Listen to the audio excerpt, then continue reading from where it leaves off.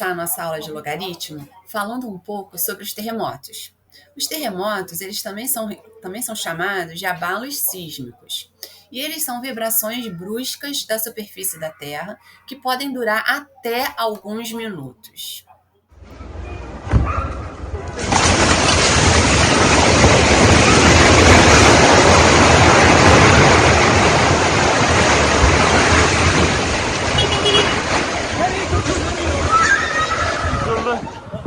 An itibariyle İzmir Bornova Özkanlar'da karşı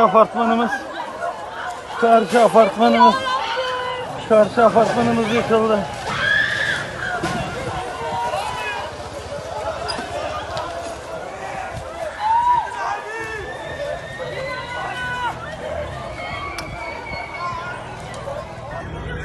Tamam abi biz buradayız. Hadi görüşürüz. Geldik binanın oradayız. İşte şu anda bizim ofisin hemen iki arka sokağında bir binanın yıkıldığını görüyorsunuz. Var mı içeride kimse? Nasıl ya? He? Bağırıyorlar, çağırıyorlar. Allah'ım koruyor. Allah'ım koru ya Rabbim ya.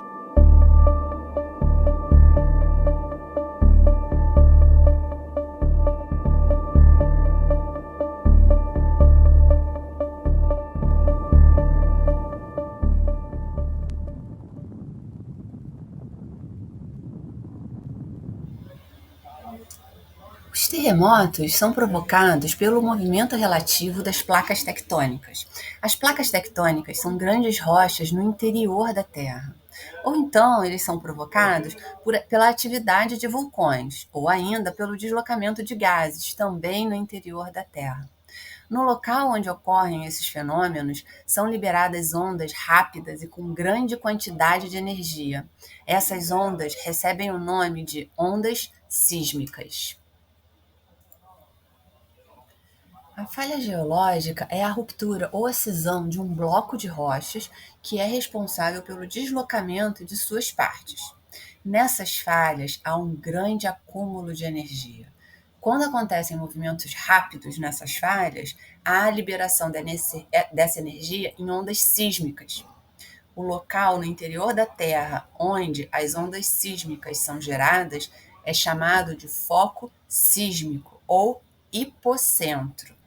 E o seu ponto correspondente na superfície da Terra recebe o nome de epicentro. Você lembra do vídeo que assistimos no início da aula de um terremoto com 7 graus na escala Richter e com o epicentro no mar Egeu? Não sei vocês, mas eu fico intrigada com essas informações. Eu fico me perguntando como as pessoas descobrem que o epicentro do terremoto foi no mar Egeu. O que é essa tal dessa escala Richter? O que ela quer dizer pra gente? E mais, como é que descobriram que o terremoto era de 7 graus nessa tal dessa escala? Qual é o critério que eles usam para fazer essas afirmações? O que significa ser 7 graus? Isso é muito? É pouco? O que é isso? Para a gente responder essas perguntas, a gente precisa começar a falar sobre o sismógrafo. O que é o sismógrafo? O sismógrafo é um aparelho que foi inventado para detectar os movimentos do solo, incluindo os que são gerados pelas ondas sísmicas. O sismógrafo ele consiste em um sensor que é capaz de detectar o movimento do solo e registrar, codificar esse movimento em traçados gráficos, que são denominados de sismogramas.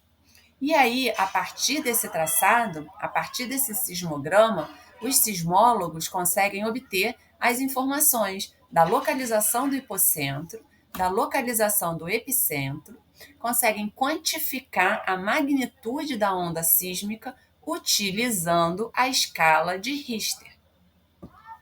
Para conseguir achar a localização do hipocentro e do epicentro, é preciso ter uma rede de sismógrafos. Essa localização é assunto para uma outra aula de matemática, mas agora de trigonometria. Não é o nosso foco. A gente vai falar das funções logarítmicas.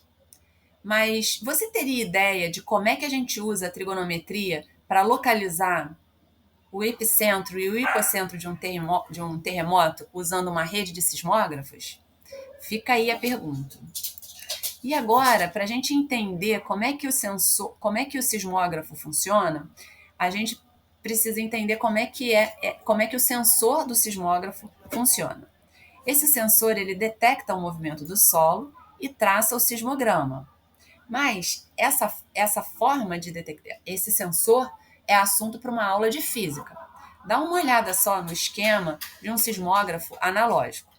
Ele usa o princípio da inércia e tem uma mola.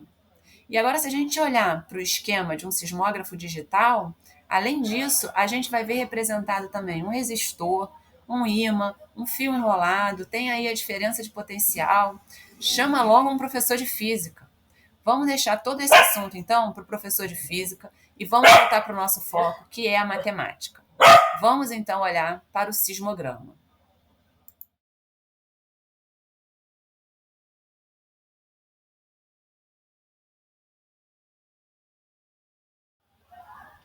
A escala Richter é uma ferramenta da sismologia criada em 1935 por Charles Richter, um físico e sismólogo norte-americano, com a finalidade de fornecer uma medida matemática para comparar a magnitude dos terremotos. Em essência, essa escala avalia a amplitude das ondas sísmicas registradas pelos sismógrafos, isto é, o sismograma. No entanto, no início do século XXI, muitos sismólogos consideraram que a escala Richter estava obsoleta e propuseram uma alternativa mais adequada, que é a escala sismológica de magnitude de momento. Essa nova escala foi introduzida em 1979 pelos sismólogos Thomas Hanks e Hiro Kanamori. Ambas as escalas, tanto a Richter quanto a dos momentos, se baseiam na medição da energia total liberada em um terremoto e ambas utilizam funções logarítmicas. Como a escala de magnitude mais popularizada, que todo mundo conhece, que a mídia mais fala, é a escala Richter, ainda hoje esse é o termo utilizado, apesar de não ser mais a escala Richter utilizada, e sim a escala desenvolvida por Hanks e Hiro, que se chama a escala de magnitude de momento. Ela é abreviada como MMS e é denotada por emissão W. Agora a gente vai conhecer a fórmula da escala de magnitude de momento, ou, como a gente está acostumado a ouvir, a fórmula da escala Richter. Como a gente já tinha dito, e é o foco da nossa aula, ela é baseada numa função logarítmica. E ela é denotada pelo MW, onde W significa o trabalho realizado. E aí, essa função logarítmica, a gente lê da seguinte forma. É a função logarítmica de M0 na base 10, onde M0 é o momento sísmico, estimado a partir do sismograma, que é o gráfico, aquele registro do movimento da superfície terrestre feito pelos sismógrafos. Então, quando a gente escuta que o terremoto foi de 7 graus na escala Richter, significa que, nessa fórmula, o MW é igual a 7. Vamos ver como fica o gráfico da escala Richter como função do momento sísmico. Nesses gráficos, nós vemos os valores da escala Richter como função do momento sísmico, ou seja, da energia total liberada durante um terremoto. O momento sísmico ele é estimado a partir do sismograma. Lembra do sismograma? E esse sismograma é a representação gráfica da movimentação da superfície da Terra, que é detectada pelo sismógrafo. Os abalos sísmicos com menos de 3,5 graus na escala Richter são praticamente imperceptíveis. E o pior terremoto da história aconteceu no Chile, em 1960, e atingiu 9,5 graus na escala Richter. Agora, presta atenção no eixo vertical desses gráficos. Todos eles começam em 3 graus. E a cada gráfico, da esquerda para a direita, fomos acrescentando 2 graus na escala Richter. Então, o primeiro gráfico representa terremotos até os leves. O segundo, até os moderados. O terceiro vai até os fortes. E, por último, o do Chile, com 9,5 graus na escala Richter. O eixo horizontal dos gráficos, que representa o momento sísmico, é a energia liberada no terremoto, e ela é expressa em Newton-metro. E ele também, além disso, ele está na notação científica. Eles são potências de 10. Então, um terremoto imperceptível libera aproximadamente 10 elevado a 20 newton-metro. Já o terremoto do Chile liberou aproximadamente 10 elevado a 30 newton-metros. Imagina você agora no noticiário escutar que aconteceu um terremoto com 10 elevado a 22 newton-metro. Esses números são muito grandes, eles dificultam a compreensão. São números muito distantes da nossa realidade, do nosso cotidiano. Se daí a um tempo a gente ouvisse novamente que aconteceu um terremoto com 10 elevado a 23, a gente já não lembraria mais se isso é muito, se isso é pouco, se é mais do que o outro que a gente ouviu a 10 a 22. Principalmente porque a escala também começa com um número muito estranho. Já começa com 10 elevado a, não sei, 10 elevado a 20. Então, assim, não dá para imaginar. Não dá para imaginar se numa vida eu conseguiria comer 10 elevado a 20 balas. Eu não sei nem falar quantas balas seriam essas.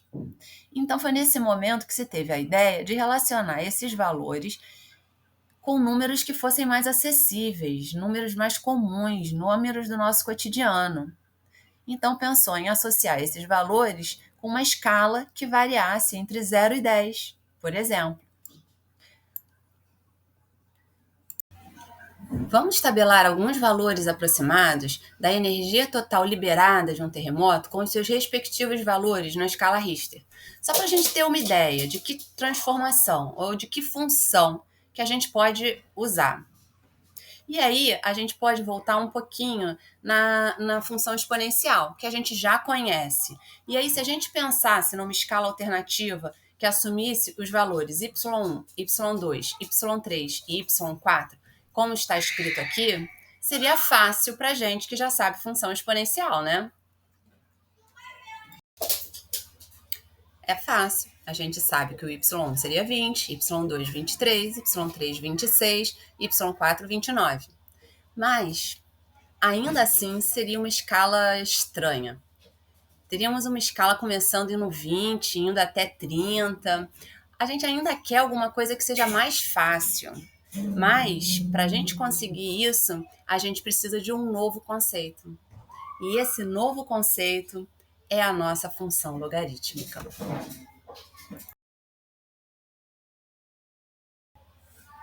Essa é a função logarítmica. E a gente lê função logarítmica de A na base B, que vai dar C. Que é a mesma coisa que encontrar o expoente C da potência B elevado a C, tal que essa potência de A. A gente ainda precisa de um pouco mais de precisão nessa definição da função logarítmica. Por exemplo, a gente precisa pensar quais são os valores que B pode assumir e também quais são os valores possíveis de A. Mas esse é um assunto para uma próxima aula. Quando nós falamos em função logarítmica, temos que ter em mente que estamos tratando de expoentes. Vamos agora, então, voltar para a equação da nossa escala de magnitude de momentos, ou a nossa escala Richter. Fazendo algum algebrismo, a gente consegue passar a função logarítmica para o lado esquerdo da igualdade. Só agora, para facilitar um pouco a escrita, vamos chamar de MW'. MW é o valor da escala da magnitude de momento, ou da escala Richter. Então, vamos chamar de MW' aquele MW que está somado e multiplicado por constantes. Ficou fácil agora da gente perceber que o MW, que é o valor da escala Richter, ele, a menos de uma constante, ele é o logaritmo do momento sísmico na base 10. Então, quando a gente pensa na escala Richter, a gente está pensando em expoente. Expoente na base 10. Muito obrigada pela atenção e vamos continuar estudando função logarítmica. Ainda tem mais coisa para aprender. Fica então para uma próxima aula.